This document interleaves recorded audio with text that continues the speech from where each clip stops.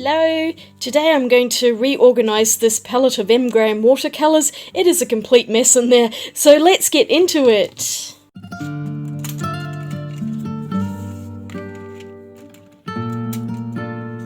Yes, quite a mess. I have been given quite a few of these paints from viewers in half pans. I just kind of sat them in the middle section here, and so of course the colours are all out of order. I have room for one more half pan, and I have one here with another paint. I bought a tube recently from the art shop, and this is Payne's Grey. So I'm going to pour this in, pull all of these out and switch them around so I can have a much more cohesive palette.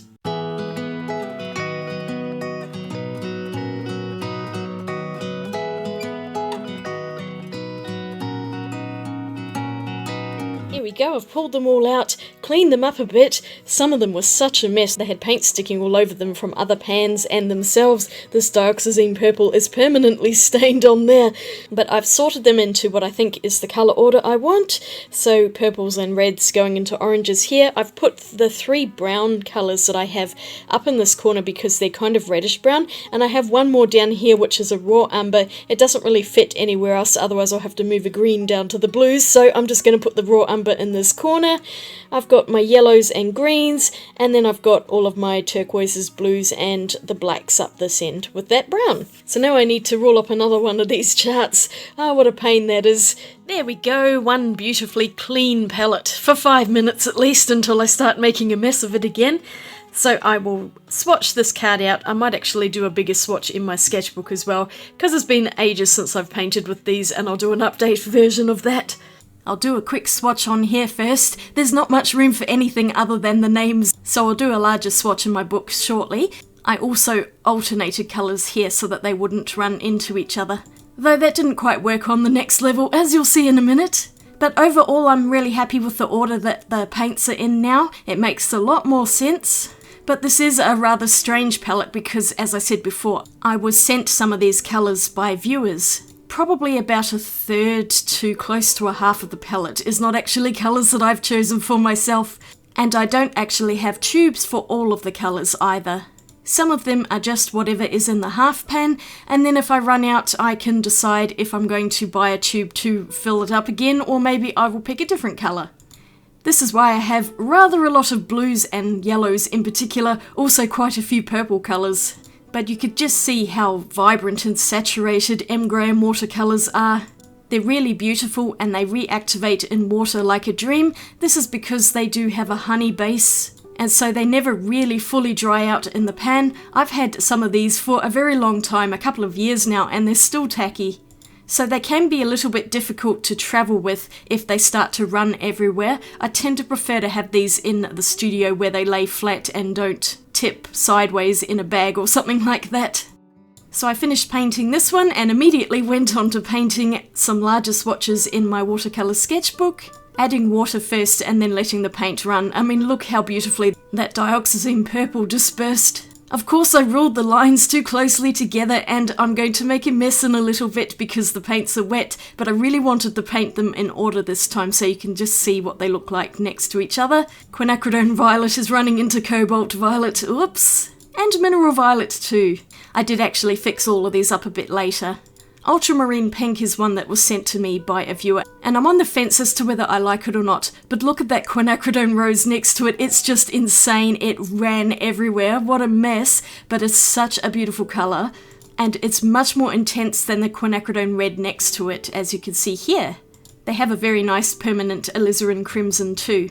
So I've written down all of the pigment numbers, and you can see that the vast majority of these paints actually have a single pigment in them, which is fantastic, because that makes them really clean and easy to mix with other colours without turning into mud. Quinacridone Rust, which I'm painting out now, is one I particularly like in the Daniel Smith range, much more than the Burnt Sienna actually, which is a bit more of a low tinting colour, at least on my page here.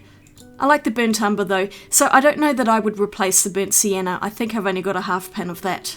And then I come into the yellows. There are far too many of these. Some of them I bought myself and others were sent to me, hence why I have a nickel azo yellow and an azo yellow. They're all really pretty colours though, I do like them. I think if I'm going to drop one, it would be the bismuth yellow. That one's maybe a little more opaque, and I'm just not quite so keen on that. It is a good lemon yellow colour though, so I might change my mind, but there's no hurry for that because these paints are so incredibly vibrant and a little goes a long way. It's going to take me a long time just to use a half pan of colour. Most of the double pigments are actually in the greens, and I have a variety here from the duller sap green and hooker's green into something that's a little more vibrant in the cobalt green, and then this really bright permanent green light. I can't remember if they have a perylene green. If I was to pick another colour ever, it would probably be that, in replacement for a yellow. I absolutely love their cobalt teal. It's one of my favourite teals by any company. And really all of the blues that I have by M.Graham are lovely. Some of them are heavily granulating like the cerulean and cobalt blues, and then others are very smooth like this phthalo blue here. I also managed to end up with phthalo blue green shade and red shade. And you can see there is a slight difference between them. The red shade is a warmer blue than the green shade. Ultramarine's pretty standard, it's a nice colour. Prussian blue I like as well. Oh gosh, they're running everywhere. And then the anthraquinone blue is one of my favourites. It's such a beautiful dark one. And here's my new Payne's Grey. I really love this colour. It's a mix of black and ultramarine blue, so there's a bit of granulation in it. That raw umber doesn't really belong there, but oh well, I'll just have to live with it. And here are the dried swatches. I actually painted over everything with another coat, so they're really vibrant. But otherwise I haven't messed with the saturation in post-production. This is actually what they look like on the paper, just with a really bright light on them from the scanner. Oh, they're so beautiful, I could look at that all day. But I guess it's time to do a painting with them. And even though I have something like 37 colours, I only used about 3 or 4 in this particular painting. I found a cute picture of emperor penguins, and so I'm firstly going in with the background and just painting in a fairly light layer of cobalt teal. It's meant to be snow and ice, and I wanted mine to look quite blue, just to give some interest in the background rather than a boring old grey or white background. I really like the granulation in the cobalt teal, it's lovely. But my main focus here was actually using the Payne's Grey, since that's my newest colour. But because it's the darkest, I did want to paint in all of the other parts first, and I'm using a little bit of bismuth yellow and one of those quinacridone azo yellows. I've got so many I can't remember which is which. And of course I can't possibly write down the names of the colours when I'm actually painting. I just have to guess as to which ones I used, but it was definitely in that group of yellows. I find it's usually best to paint the lightest colours down first, especially yellows, because if you start with the black and then paint in yellow, it will pick up the black and smudge it everywhere. So start out light and then work up to dark. And now I'm going in with the Payne's Grey, which disperses beautifully in water on this cotton paper. And it really is a lovely version of Payne's Grey, having that ultramarine mixed in with the black. It's slightly granulating, and it just has a lovely bluish undertone. I really love a Payne's Grey that is more on the bluish side. It's just such a lovely soft colour as well. I do prefer Payne's Grey over to solid black, just because it does really give a more gentle shadow, and it mixes well with a lot of colours. And I'm painting it on pretty neat here. You could see how dark it is when it's at its mass tone. It's such a versatile paint to have because it will be really dark, but you can also dilute it out into a very, very light grey. It's an excellent option for monochromatic paintings as well. And for these penguins, it's pretty much exactly the right colour for them. The brushes that I've been using lately are the silver black velvet brushes. I really love these, and they've been out on my desk, so I've been using them quite a lot. This is in my Etcher Sketchbook. The paper is 100% cotton. Unfortunately, it is really disintegrating around the edges. I completely forgot to tape the edges of this book, annoyingly. But I've zoomed in enough that you can't actually see how bad the top edge is, and I'm trying my hardest to get through this book as quickly as I can because that paper is just not getting any better. But I had a really good time painting this picture. I'm so glad I chose the Payne's Grey as my last paint to fit into this particular palette, and overall M.Graham paints are so gorgeous to work with. I really love them a lot. I'll link them down below from the art shop and anywhere I can find online for you.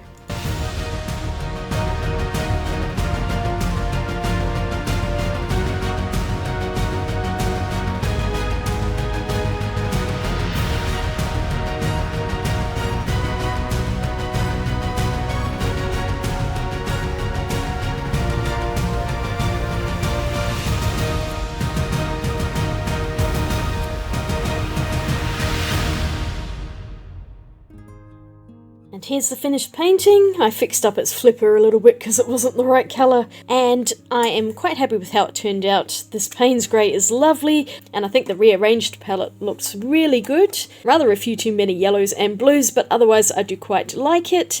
It's an improvement on this organisation. I think it looks a lot more cohesive. They're all incredibly vibrant colours.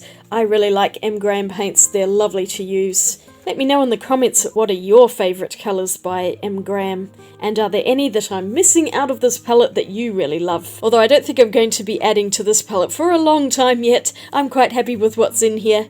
Thank you so much for watching. I really enjoyed using this palette again. It's been a while and I'm more enthusiastic now it's in a nice order. So if you enjoyed this video, please don't forget to give it a thumbs up and click that subscribe button for more videos. And I have some earlier M.Graham videos which I'll put up here when I first got the paints and some of the colours that I added if you want to check that out. There's a whole playlist at the moment. I haven't yet updated that for a while. But I will see you all again really soon in my next video. Take care out there and I'll swatch you later. Bye.